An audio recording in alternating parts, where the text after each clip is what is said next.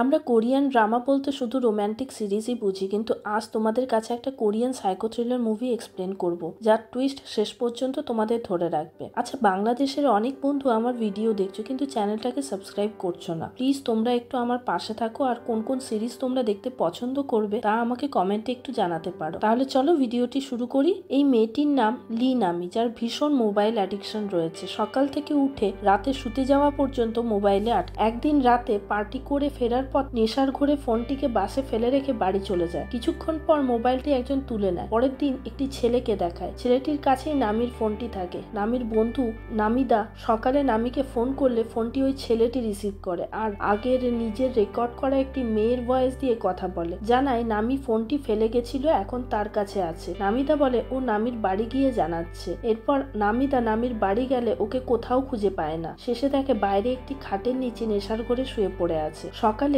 উঠেই নামি যখন তার মোবাইল খোঁজে তখন আর পায় না। নামিদা হাসতে হাসতে ওকে জানায় ফোনটা অন্য কারো কাছে আছে। আবার নামি ওই ছেলেটির কাছে ফোন করলে ছেলেটি আবার আগের রেকর্ড করা মেয়ের গলায় কথা বলে জানায় সামনের একটি কফি শপে আসতে, তাহলে ফোনটি পেয়ে যাবে। ছেলেটি নামির ফোনের লক খুলতে যায় কিন্তু পারে না দেখে ফোনের স্ক্রিন ভেঙে দেয়। এরপরই একটি মেয়ের ডেড বডি দেখায়, যা একটি জঙ্গলে মাটির তলায় চাপা পড়েছিল, বৃষ্টির জন্য বেরিয়ে আসে। ওখানের এভিডেন্স দেখে একজন ইনভেস্টিগেশন অফিসারের সন্দেহ হয় তারই ছেলে জুনিয়াং হয়তো এটা করেছে। 7 বছর ধরে তার ছেলে মিসিং। এরপর আবার নামিকে দেখায়। নামি তার বাবার রেস্টুরেন্টে যায় এবং গল্প করতে থাকে, আর এই সময় ওর বাবার রেস্টুরেন্টে ওই ছেলেটি মেয়ের গলায় রেকর্ড করে কথা বলে জানায় ওর মোবাইলটি ভুলবশত ভেঙে গেছে, তাই ও একটি রিপেয়ারিং শপে দিয়েছে। নামি যেন ওখান থেকে কালেক্ট করে নেয়, আর ছেলেটি টাকাও পেড করে দিয়েছে। নামি ওই মোবাইল সেন্টারে যায় আর ওখানে ওই ছেলেটি থাকে, কিন্তু মাস্ক পরে থাকে যাতে মেয়েটি ওর মুখ ভালো করে না দেখতে পায়। ছেলেটি মেয়েটির ফোনটির পাসওয়ার্ড চায়। ছেলেটি মেয়েটির মোবাইলে একটি স্পাই ক্যামেরা লাগে আর সাথে একটি স্পাইওয়্যার লোড করে দেয় যাতে সে নামি সবকিছু দেখতে পায়। এরপর নামি যেখানে যেখানে যায় যা যা কথা বলে সব দেখতে পায় আর শুনতে পায়। আসলে ছেলেটি আর কেউ নয়, ওই পুলিশ অফিসারের ছেলে যে 7 বছর ধরে মিসিং, জুন। এরপর নামির বাবা রেস্টুরেন্টে যায়। ওখানে মেনুতে না থাকা প্লামেট নামের একটি ড্রিঙ্ক অর্ডার করে আর নামিকে জানায় সে একসময় রেগুলার আসতো এখানে প্লামেট ড্রিঙ্ক খেতে, কিন্তু নামি জানায় এটা এখন আর সেল করা হয় না, ডিমান্ড নেই বলে। এই সময় নামির বাবা দোকানে ঢুকে দেখে ওরা কথা বলছে। নামির বাবা বলে তুমি এত ক্লোজ হয়ে কথা বলছো, ও কি তোমার চেনা কেউ? নামি জানায় না, ওই ছেলেটি রেগুলার কাস্টমার। তা শুনে বাবার মনে খটকা লাগে আর বলে না, ও রেগুলার কাস্টমার না, আর প্লামেট সেল করার জন্যও না। এরপর সেই পুলিশ অফিসারের কলিগ ওকে বলে তুমি তোমার ওয়াইফের সাথে কথা বলে দেখো, হয়তো তোমার ছেলে মায়ের সাথে কথা বলে। তখন অফিসার জানায় ওর অসুস্থ মাকে রেখে জুন চলে যায়, ও কি ওর মায়ের খোঁজ নেবে? তা সত্ত্বেও সে বাড়ি এসে আগে তার ওয়াইফের ফোন ঘেটে দেখে জুন মাকে অনেক মেসেজ করেছে, কোথায় আছে, কোথায় যাচ্ছে, এইসব। এদিকে নামি যখন ঘুমিয়ে থাকে জুন তার ফোন থেকে সমস্ত ডিটেলস নিয়ে নেয় আর খাতায় নোট করতে থাকে। সে কোথায় থাকে, তার রুমে এন্ট্রান্সের নাম্বার কত,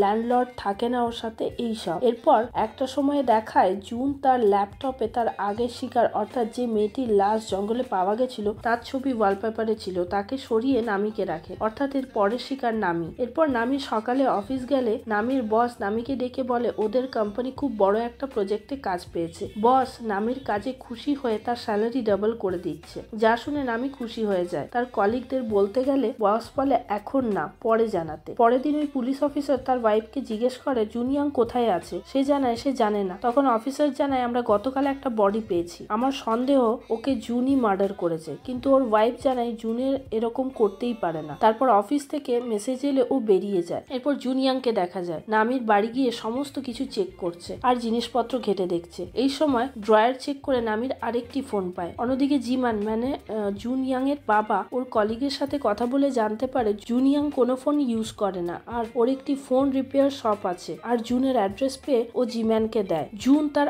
আগের শিকারের এটিএম কার্ড থেকে টাকা তুলে নিয়ে নিজের খরচ চালায়। জিমান একাই ওর ছেলের অ্যাড্রেসে গিয়ে বাড়ি চেক করে দেখে ওখানে যে নেল পলিশ রাখা ছিল তা জঙ্গলে পাওয়া ডেড বডির নেল পলিশেরই কালার। তা দেখেও কনফার্ম হয়ে যায় মেয়েটির খুন জুনিয়াংই করেছে। আরো কিছু দেখতে যাবে তখনই জুন তার ঘরে চলে আসে আর বাইরে থেকে দেখেই বুঝতে পারে তার ঘরে কেউ ঢুকেছে। সে জানালা দিয়ে দেখে তার বাবাই আছে ওখানে, তাই সে মেসেজ পাঠিয়ে বাবাকে ঘর থেকে বের করে সমস্ত প্রমাণ খারাপ করে ওর কাছে থাকা সব থেকে ইম্পর্টেন্ট ব্যাগ নিয়ে নামির বাবার হোটেলে চলে যায়। ওখানে নামির বাবার কাছে আবার প্লামেট চাইলে সে জানায় এই ড্রিঙ্ক এখানে বিক্রি করা হয় না, কিন্তু তুমি এই ড্রিঙ্কের ব্যাপারে কি করে জানলে? তখন জুনিয়াং বলে সে এখানে রেগুলার রেগুলার কাস্টমার। তা শুনে নামির বাবা বুঝতে পারে ছেলেটি মিথ্যে কথা বলছে, আর রাতে ফেরার সময় নামিকে জানায় এই ছেলেটি একটি ফ্রড, নামি যেন ওর থেকে দূরে থাকে। রাতে নামির বন্ধু নামিদা ওর ফ্ল্যাটে এসে বলে ওখানেই থাকবে। ওরা গল্প করতে করতে ওই ছেলেটির কথা নামির বন্ধুকে বলে আর জানায় ওর বাবা ওকে ওই ছেলেটির সাথে মিশতে বারণ করেছে। তখন বন্ধুটি ওই ছেলেটিকে দেখার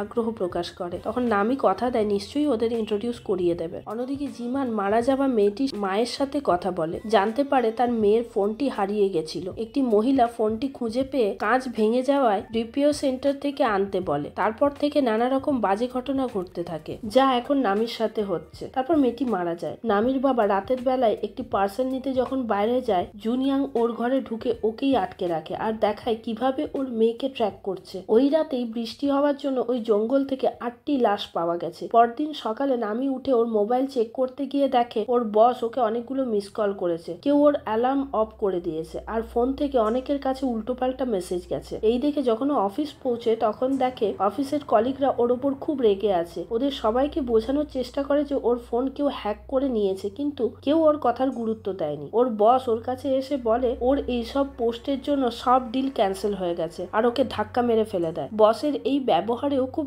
আঘাত পায়। ওর বন্ধু যখন ওকে দেখে খুব অবাক হয়ে যায় আর ওকে পুলিশ স্টেশনে নিয়ে যায়, যেখানে পুলিশ জানায় এইসব অনলাইন ফ্রড তুমি যদি প্রমাণ করতে না পারো তাহলে আমরা কিছুই করতে পারবো না। এসব শুনে নামিতা রেগে নামিকে নিয়ে নামির বাবার রেস্টুরেন্টে আসে আর বলে এমন একজনকে ফোনটা দেখাতে হবে যে সফটওয়্যার কম্পিউটারের ব্যাপারে খুব ভালো নলেজ রাখে। তখন নামি জুনের কথা বলে, কারণ জুন কথায় কথায় বলেছিল সে একটি সফটওয়্যার কোম্পানিতে কাজ করে। এরপর জুন এসে নামির ফোন ঘেটে জানায় তার ফোন এমন কেউ হ্যাক করেছে যে তার ফোনের পাসওয়ার্ড পর্যন্ত জানে, এমনকি তার ডে টু ডে লাইফ সম্পর্কে খুঁটিনাটি সব জানে। অর্থাৎ জুন তার বন্ধুর কথা বলতে চায়। এই শুনে নামি হতাশ হয়ে বসে পড়ে। তা দেখে নামিতা জানতে চায় সে কেন কোনো কথা বলছে না। নামি জানায় জুন বলেছে এই কাজ তুই করেছিস। তা শুনে নামিতা বলে একটা বাইরের লোকের কথা শুনে তার উপর সন্দেহ করছে। আরো কষ্ট পেয়ে নামির সঙ্গে বন্ধুত্ব ভেঙে চলে যায়, যা জুন লুকিয়ে দেখতে থাকে। এরপর যেখান থেকে 8টি লাশ বেরিয়েছে সেখানে জুনের বাবা আর কলিগ যায়, আর এত লাশ দেখে ওরা খুব আপসেট হয়ে পড়ে। আর জিমান বলে যেভাবেই হোক জুনের রিপেয়ার সেন্টারের খোঁজ তাকে দিতে হবে। তা পেলে তারা সেখানে যায় আর দেখে সমস্ত কিছু ধ্বংস করে গেছে।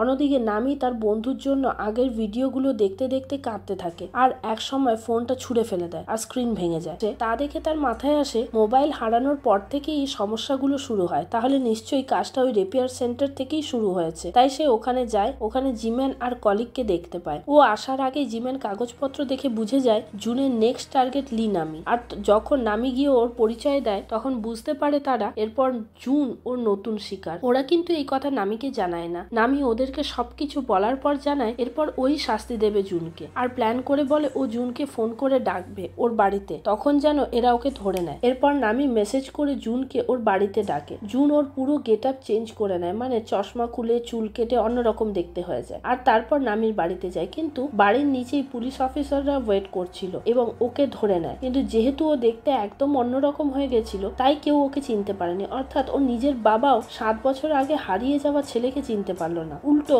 জুন ওদেরকে শাসায় যে ওদের নামে ও কমপ্লেন করবে, তারা সিভিলিয়ানসদের বিরক্ত করছে বলে। আর জুন নামির কাছে যায় না, ও নামির বাবার বাড়ি চলে যায়। এরপর নামিকে ওই পুলিশ অফিসাররা এসে জানায় তার এখানে একা থাকা সেফ না, সে যেন তার বাবার বাড়িতে চলে যায়। আর তখনই জুনের মেসেজ আসে নামির কাছে যে সে আজ ব্যস্ত থাকবে আর আসতে পারবে না। নামি তার বাড়ি যাওয়ার সময় জিম্যানের কাছে ফোন আসে পুলিশ স্টেশন থেকে যে 8টি লাশ পাওয়া গেছে তার মধ্যে একজন হচ্ছে ওর ছেলে জুনিয়াং। তার ডিএনএ এর সাথে ম্যাচ করে মিল পাওয়া গেছে। এখানে পরিষ্কার হয় যে কেন জিম্যান তার ছেলেকে ওখানে দেখেও চিনতে পারেনি। এরপর নামি বাড়ির সামনে নামলে একটা চিরকুট দেয় হাতে অফিসার, আর ও ভেতরে চলে আসে বাবাকে খুঁজতে। কিন্তু ভেতরে এসে দেখে জুন ওর ঘরে ঢুকে ওর বাবাকে বেঁধে রেখেছে টাবে, আর ওকেও বেঁধে দেয় ওর বাবার সাথে টাবে। কিন্তু তার আগেই ও অফিসারদের মেসেজ করে জানিয়ে দেয় যে ও ঠিক আছে। কিন্তু জুন জানতো না যে অফিসাররা যে চিরকুট দিয়েছিল তাতে লেখা ছিল কোনো অসুবিধা হলে সোজা কল করবে, কোনো মেসেজ না। কিন্তু ওরা মেসেজ পেয়ে বুঝতে পেরে যায় নিশ্চয়ই কোনো গন্ডগোল আছে, আর তারা নামির বাড়ি যায় আর জুনকে হাতে নাতে ধরে ফেলে। জুন জিম্যানকে বোকা বানানোর চেষ্টা করে বাবা বলে ডাকে, কিন্তু ততক্ষণে জিম্যান জানতো যে তার ছেলে আর বেঁচে নেই। আসলে ছেলেটি একটি সিরিয়াল কিলার, আর